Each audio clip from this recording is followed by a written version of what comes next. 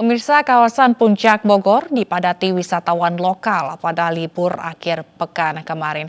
Polres Bogor memberlakukan ganjil genap hingga hari ini.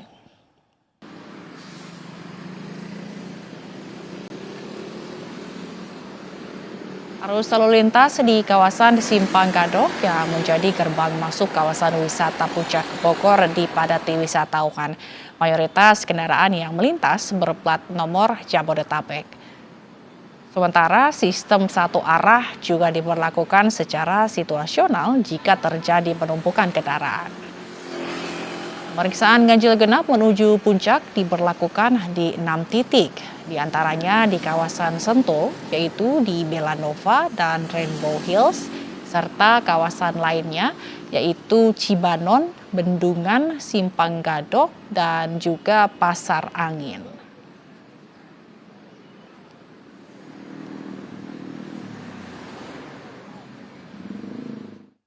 Kemacetan panjang lebih dari 5 jam terjadi di kawasan Puncak. Namun pihak kepolisian masih belum memperlakukan sistem one way. Kemacetan parah terjadi di pintu keluar Taman Safari Bogor, Jawa Barat pada Minggu malam. Kemacetan dimulai dari dalam kawasan Taman Safari dan berlangsung kurang lebih 5 jam. Hal ini diakibatkan karena jalur utama yaitu di Jalan Raya Puncak menuju ke arah Jakarta tersendat.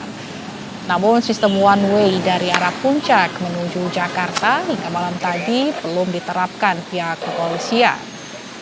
Meski sistem ganjil genap ini sudah diberlakukan Polres Bogor, namun antusias masyarakat yang ingin menghabiskan akhir pekan ini masih cukup tinggi dan diperkirakan wisatawan lokal akan terus memenuhi kawasan puncak ini dikarenakan hari ini masih dalam hari libur nasional.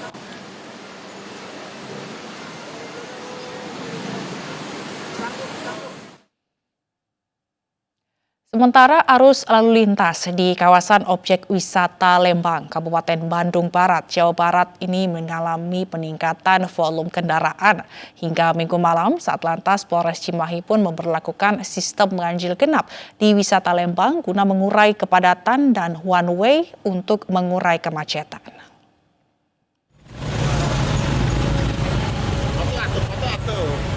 Seperti inilah kepadatan kendaraan wisatawan di Jalan Raya Ledeng, Kota Bandung Barat, Jawa Barat. Hingga Minggu malam, kendaraan yang didominasi oleh plat Jabodetabek ini akan mengarah ke kawasan objek wisata Lembang. Untuk mengurai kepadatan dan kemacetan yang terjadi sejak pagi hingga malam hari, Satuan Lalu Lintas Polres Cimahi memberlakukan ganjil genap, namun kepadatan tidak bisa mengurai hingga menimbulkan kemacetan. Menurut keterangan Kanit Lantas Polsek Lembang, untuk mengurai kemacetan, polisi merekayasa jalan dengan sistem one-way pendek untuk wisatawan yang akan kembali ke Jakarta dan diimbau untuk menggunakan tol melalui Subang. Untuk penguraian kemeriahan di kawasan wisata Lembang, kami laksanakan buka tutup one-way pendek dari Simpang Betik sampai dengan Simpang Grand Hotel, dan Lembang Kota sampai ke Simpang Grand Hotel dan Simpang Grand Hotel. Kemacetan yang terjadi di kawasan Lembang ini akibat banyaknya kendaraan yang datang dari berbagai daerah untuk berwisata, karena Lembang menjadi favorit untuk berlibur bersama keluarga. Dari Kabupaten Bandung Barat, Jawa Barat, Yuwono Wahyu, iNews melaporkan.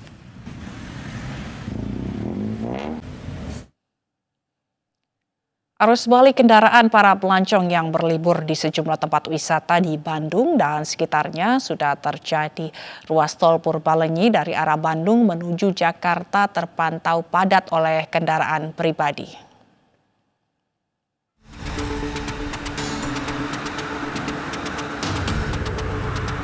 Padatan arus lalu lintas dari arah Bandung menuju Jakarta terpantau di ruas tol Purbalenyi, tepatnya di kilometer 79 sekitar daerah Babakan Cikau, Purwakarta, Jawa Barat.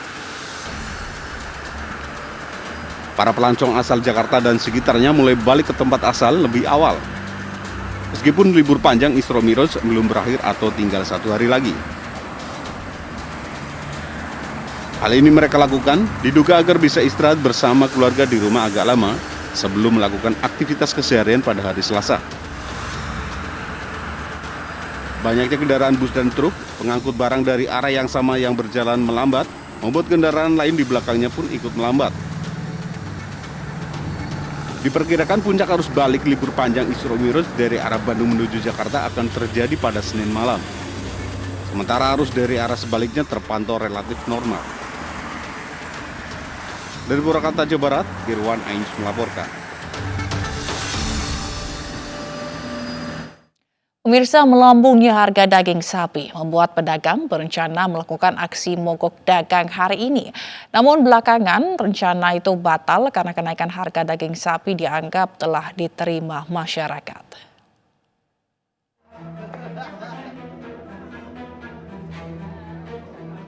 Harga daging sapi di Pasar Kopro Jakarta Barat terus naik dari beberapa bulan yang lalu.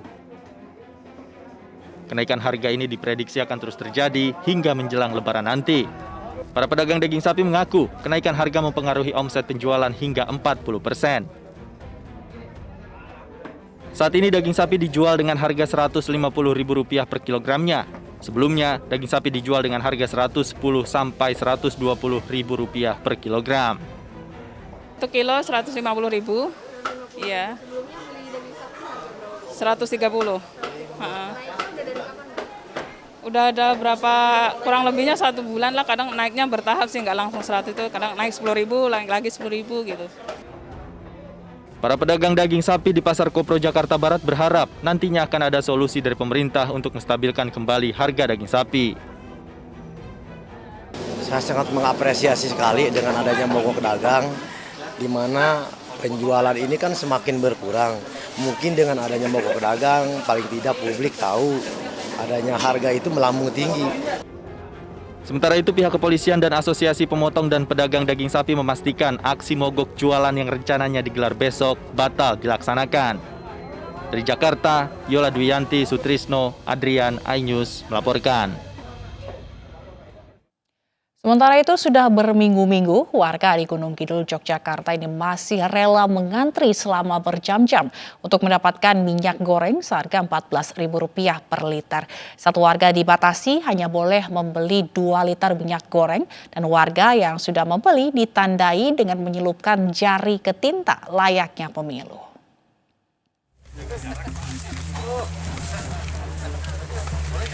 Warga dari berbagai daerah di Gunung Kidul, Yogyakarta menyerbu operasi minyak murah yang digelar Dinas Perdagangan Provinsi yang bekerja sama dengan Bulog.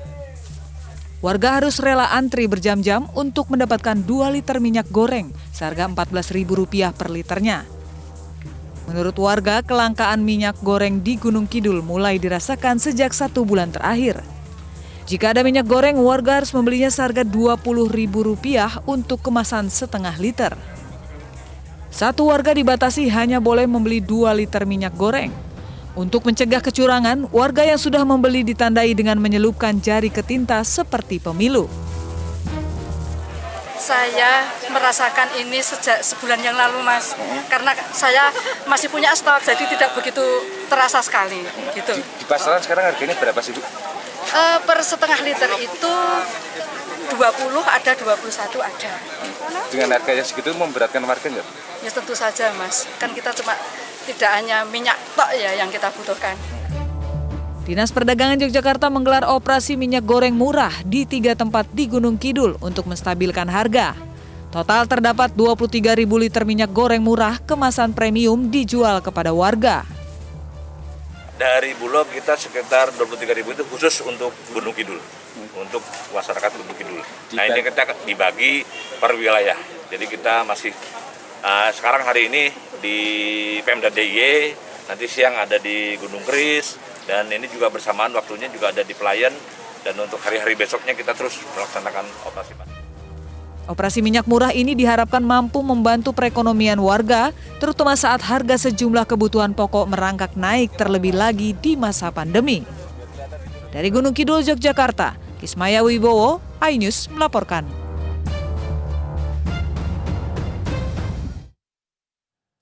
Pemirsa, ratusan relawan di Lembang, Kabupaten Bandung Barat mendukung dan mendeklarasikan pasangan Ganjar Puan maju dalam Pilpres 2024. Relawan Laskar Ganjar Puan juga melakukan konsolidasi dan ziarah ke makam Aki Marhain.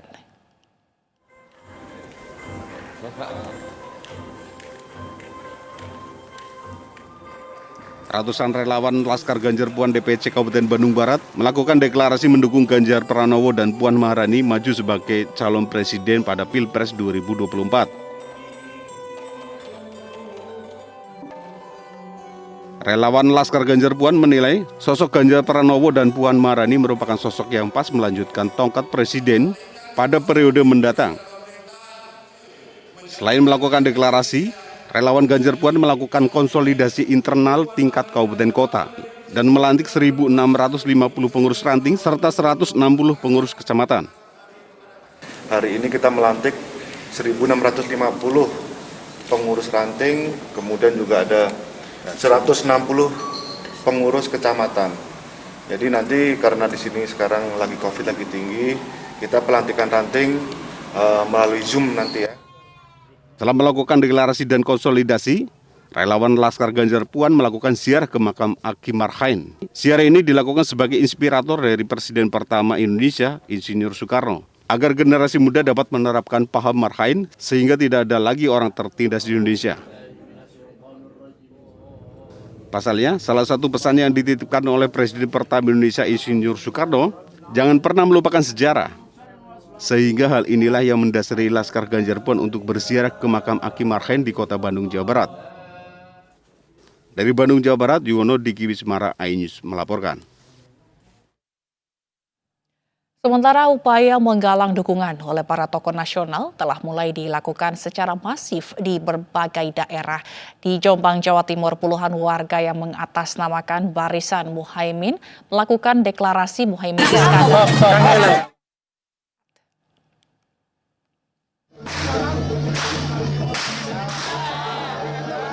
Puluhan relawan Barisan Muhaimin mendeklarasikan Muhaimin Iskandar untuk maju dalam Pilpres 2024 dengan membubuhkan tanda tangan pada poster sebagai dukungan.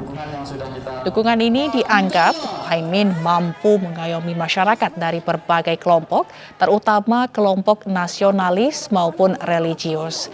Bahkan para relawan ini ingin memunculkan putra asli Jombang menjadi presiden seperti Gus Dur, Presiden keempat Republik Indonesia.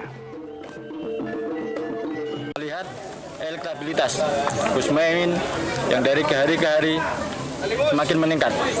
Dan kami juga sebagai masyarakat Jombang tentunya harus memberikan dukungan sepenuh hati. Menteri Pariwisata dan Ekonomi Kreatif Sandiaga Salahuddin Uno mensosialisasikan Anugerah Desa Wisata Indonesia atau ADWI 2022 ke Desa Wisata Keciput, Kepulauan Bangka Belitung. Menurut Sandi, desa wisata menjadi salah satu kebangkitan ekonomi baik di bidang wisata dan ekonomi kreatif. Semenjak pandemi, Desa Wisata Keciput mengalami penurunan kunjungan wisatawan hingga kesulitan dalam merawat pertumbuhan penyu. Namun desa ini bisa bertahan dengan berinovasi. Sandi juga mengatakan Desa Wisata Keciput merupakan desa wisata lengkap di mana terdapat tempat kunjungan wisata, homestay, serta kuliner. Dengan ADWI 2022, Sandi ingin mencari desa-desa yang berpotensi dapat menggerakkan perekonomian pasar. Harapan kita memang sudah ada infrastruktur yang terbangun di sana dan cukup dikelola dengan baik, namun perlu diikuti dengan event-event. Nah, saya sama Pak Gubernur dan Pak Bupati sekarang lagi menyusun kalender of events. Sehingga nanti event-event ini akan seperti G20, acara sports tourism, besok akan ada pokat. IPDN Kemendagri menggelar percepatan vaksinasi booster di Kendal, Jawa Tengah. Kali ini pondok pesantren menjadi target vaksinasi karena minimnya vaksin booster yang menyasar pesantren di Kendal.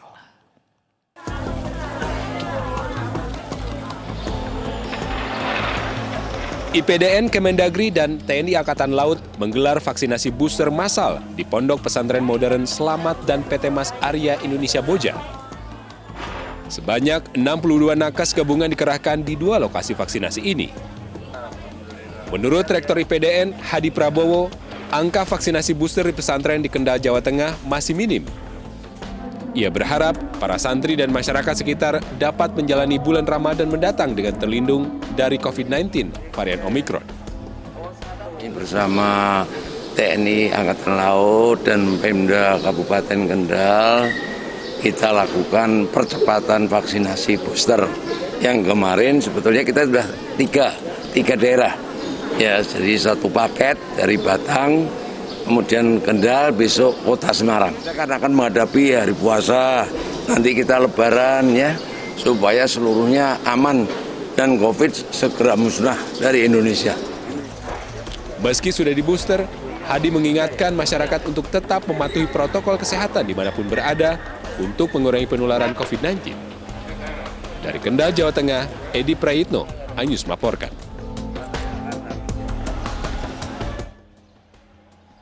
Polda Metro Jaya menggelar apel patroli perintis presisi di lapangan Monas, Jakarta Pusat.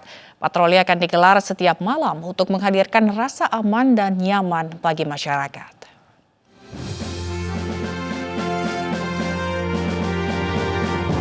Polda Metro Jaya akan menggelar patroli besar-besaran di setiap titik wilayah DKI Jakarta pada malam hari.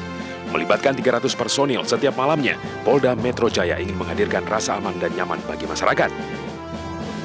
Dipimpin langsung Kapolda Metro Jaya, apel patroli perintis presisi yang digelar di lapangan Monas ini menandai dimulainya patroli untuk mengantisipasi tindak kejahatan.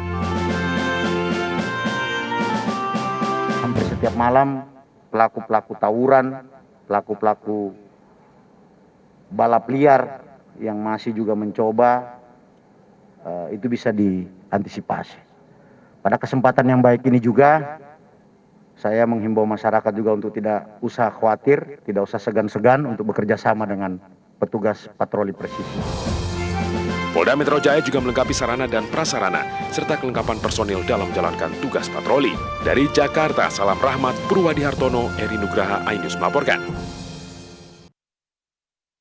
Gelombang unjuk rasa menentang invasi Rusia terhadap Ukraina disuarakan warga dari sejumlah negara. iNews PG akan kembali dengan informasi selengkapnya.